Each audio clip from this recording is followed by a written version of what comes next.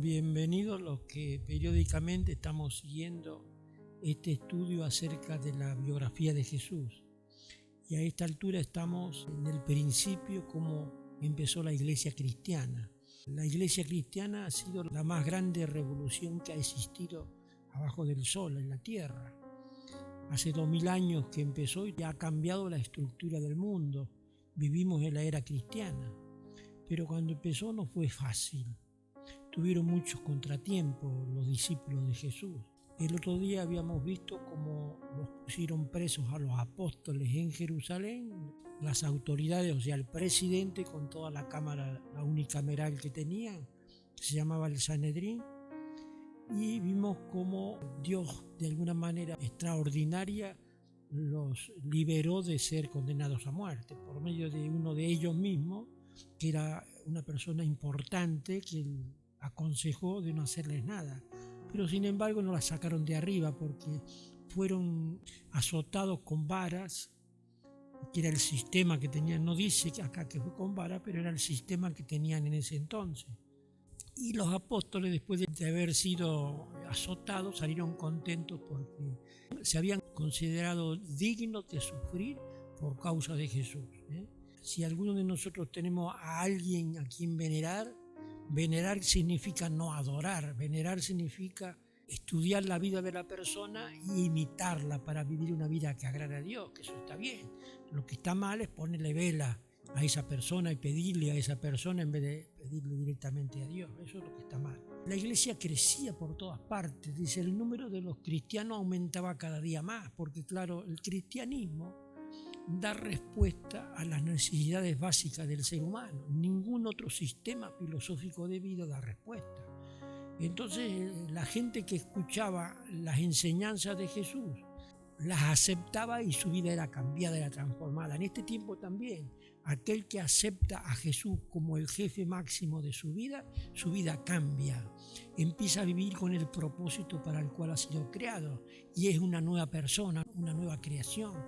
Y no quiere decir que no va a tener problemas, va a seguir teniendo problemas. Los problemas no lo van a manejar, sino él va a dominar la situación y va a flotar arriba de los problemas. Así que yo les aconsejo que sean cristianos, pero cristianos, no jugar a ser cristianos. La iglesia aumentaba y cuando un grupo social aumenta aparecen problemas. ¿Dónde no hay problemas? Donde hay un grupo social, en todos los lugares. Porque siempre hay personas que la motivación de ellos no es principalmente agradar a Dios, sino es a lo mejor recibir otro el propósito que tiene, que cada uno es diferente.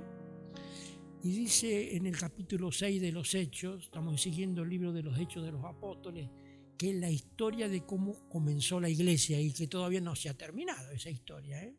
En el capítulo 6, versículo 1 dice, en aquel tiempo, como el número de los creyentes iba aumentando, los de habla griega comenzaron a quejarse de los de habla hebrea, diciendo que las viudas griegas no eran bien atendidas en la distribución diaria de ayuda. Apareció un problema.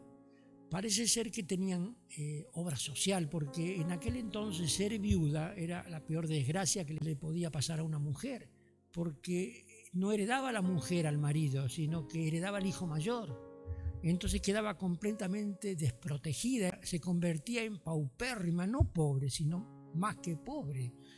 Y entonces el número de los creyentes aumentaba y entonces apareció como una obra social en medio de ellos. O sea, la gente ponía sus donaciones en manos de los apóstoles distribuían la comida y le daban a todos, los atendían para que no hubiera necesitado en medio de ellos, y no era un grupo chiquitito.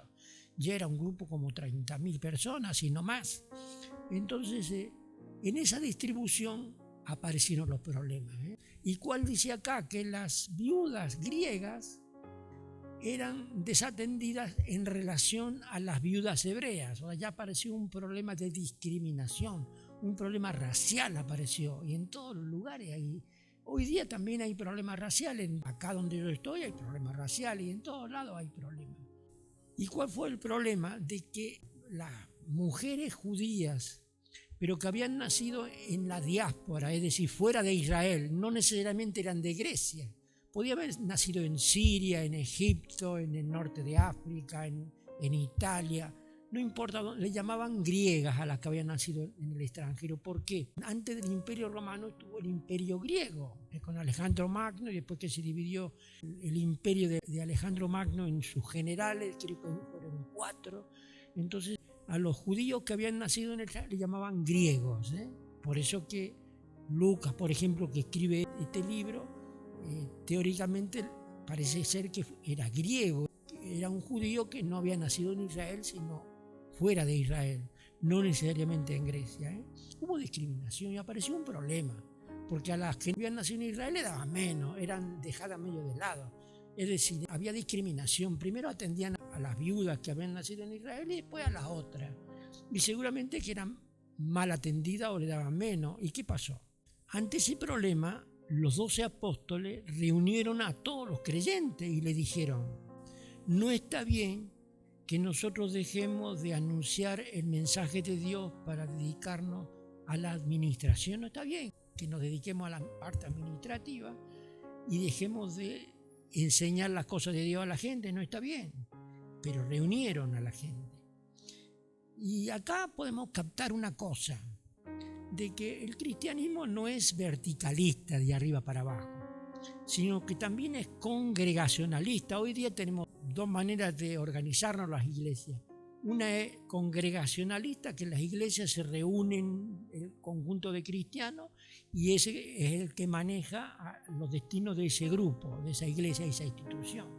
Pero tenemos el otro que es verticalista, que está la asociación y que el jefe manda a los que están abajo. ¿Qué pasa con la iglesia romana? Así, la iglesia metodista es de esa misma manera, la iglesia anglicana, la iglesia presbiteriana, la iglesia luterana, son todas verticalistas, de arriba para abajo. Y después están las iglesias congregacionalistas, que vendrían a ser los bautistas. Algunas iglesias pentecostales son de arriba para abajo y otras son congregacionalistas. Pero tenemos que buscar un equilibrio. No es que ni que sea de arriba para abajo ni que los de abajo manden para arriba, sino hay que buscar, en este caso parece ser que buscar un equilibrio. Los apóstoles, que teóricamente eran los jefes y eran los que dirigían la iglesia, que estaba incipiente, pero ellos no pasaron por alto al resto del pueblo. Reunieron a los creyentes y le presentaron el problema. Dicen: no está bien que nosotros dejemos de atender de la enseñanza y la predicación y la oración y dedicarnos a la parte espiritual y dedicarnos nosotros a la administración. Así que, ¿qué les propuso? Así que, hermanos, dice, busquen entre ustedes 7 hombres de confianza, entendidos y llenos del Espíritu Santo, para que les encarguemos estos trabajos. O sea que los apóstoles pidieron a la iglesia que buscaran gente idónea. ¿Y qué características tenían que tener esas personas? Tienen que ser llenos del Espíritu Santo.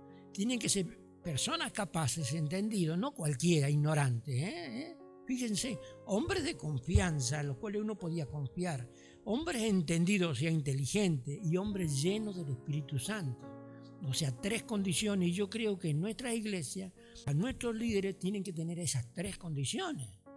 Porque si es re inteligente pero no es lleno del Espíritu, no lo vamos a poner al frente de un grupo. Si es lleno del Espíritu pero no es inteligente, tampoco.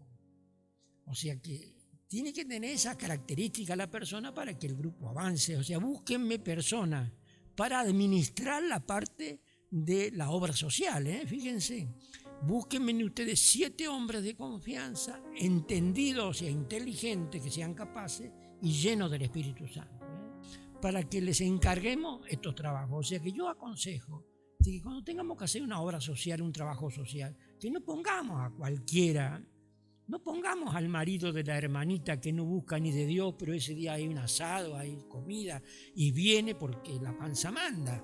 Y entonces uno le da la responsabilidad de hacer el asado, de hacer los sándwiches, de hacer esto, como para quererlo ganar. Si nosotros no ganamos a la gente, el Espíritu Santo es el que convence a las personas de pecado, de justicia y de juicio. Es decir, les dice que está en infracción, de que Jesús derramó su sangre para que sea libre de pecado y que él, una vez que es libre, puede hablar con Dios. O sea, tiene libertad de entrar en la presencia de Dios, es libre de culpa, de pecado. Eso lo hace el Espíritu, no lo hacemos nosotros. Y a veces nosotros queremos hacer lo que le corresponde al Espíritu. Nosotros lo que tenemos que hacer es hablar lo que Dios ha hecho en nuestra vida y dejar que el Espíritu obre. Miren las condiciones. Y eso que no eran para predicar, no era para enseñar, no era para manejar, sino era para administrar la parte de obra social. Dice que toda la iglesia estuvo de acuerdo, dice, todos estuvieron de acuerdo. Y escogieron a Esteban, hombre lleno de fe y del Espíritu Santo. Esteban, hombre de fe y del Espíritu Santo. Y eligieron a Felipe, y a Prócoro, a Nicanor, a Timón, a Pármenas y a Nicolás, uno de Antioquía que antes se había convertido al judaísmo. O sea que entre todo eso, la iglesia eligió a esas 7 personas. ¿Para qué? Para que administraran las mesas. Fíjese, en Esteban era un hombre lleno del Espíritu Santo. Fue el primer mártir, después lo vamos a estudiar más adelante. Pero tenemos a Nicolás, que había sido pagano, que se había convertido al judaísmo y del judaísmo se había convertido en cristiano. Y en Apocalipsis dice que Dios aborrecía a los nicolaitas, o sea, a los discípulos de Nicolás. Parece que Nicolás se volvió a sus andanzas anteriores. Ojo con aquellos que un día se entregaron a Dios y después retroceden en la vida anterior. Dios no pasa nunca por arriba de nuestra voluntad. Acuérdense, Dios respeta nuestra voluntad, por más que nosotros lo hayamos aceptado, muy reconocido. Si un día decidimos yo me voy, me voy. Él no nos prohíbe. Me parece que fue el caso de Nicolás. Ya lo vamos a estudiar más adelante, un poco más a fondo. Volvió a las andanzas. ¿Cómo adoraban los paganos a sus dioses? El culto de Diana, ¿cómo era? Tenían la sacerdotisa. ¿Y qué hacían? Diana salvó a Éfeso de los ataques extranjeros. ¿Por qué la salvó? Porque venían los generales, los jefes del ejército extranjero de ocupación para hacerse cargo de Éfeso, para conquistar la ciudad. ¿Y qué? Estaba el templo de la diosa Diana y estaban las sacerdotisas que eran prostitutas religiosas en honor a esa diosa. Los jefes de los ejércitos extranjeros se apareaban con las mujeres esas que estaban ahí de sacerdotisas y después se olvidaban que tenían que atacar la ciudad. Y por eso que esa diosa salvó muchas veces a la ciudad de ser los ataques extranjeros. Bueno, esa práctica parece ser que Nicolás se volvió para atrás. Parece ser que se volvió. Y después que querían también adorar a Jesús de la misma manera. Y de hecho que lo hacían. De hecho que lo hacían. Que la desviación del cristianismo por el paganismo, entraron esas prácticas en la iglesia al principio. Bueno, dice que la iglesia eligió a estos 7 personas. Dice. Luego los llevaron a donde estaban los apóstoles, los cuales oraron y les impusieron las manos. Acuérdense en que la imposición de las manos, uno transmite a través de las manos lo que uno tiene de Dios. Moisés le dio a Josué su sabiduría y su poder como por medio de imposición de manos. Ya 1500 años antes de esta época. Y nosotros los cristianos, por medio de la imposición, transmitimos a las personas capacidades de Dios. Puede ser de sanidad, puede ser de estabilidad emocional, puede ser de que sea libre de culpa, siempre que la persona esté dispuesta a someterse al gobierno de Dios. Dice, lo llevaron a donde estaban los apóstoles, a estos 7 que eran llenos del Espíritu Santo, los cuales oraron y les impusieron las manos. O sea, eran llenos del Espíritu Santo, pero les impusieron las manos ¿para qué? Para que recibieran capacidad para poder hacer el trabajo que iban a tener que hacer de ahí en adelante. Y dice acá, el mensaje de Dios iba extendiéndose y el número de los creyentes aumentaba mucho en Jerusalén. Incluso muchos sacerdotes judíos aceptaban la fe. O sea que el cristianismo aún en la adversidad florecía, porque el cristianismo a veces florece más en la adversidad que no en la bonanza. Y bueno, espero que seamos cristianos como Dios manda, que Dios los bendiga, que no retrocedamos en nuestra fe, que busquemos la plenitud del Espíritu en nuestra vida y seamos fieles a Dios y andemos agarrados de la mano de Jesús.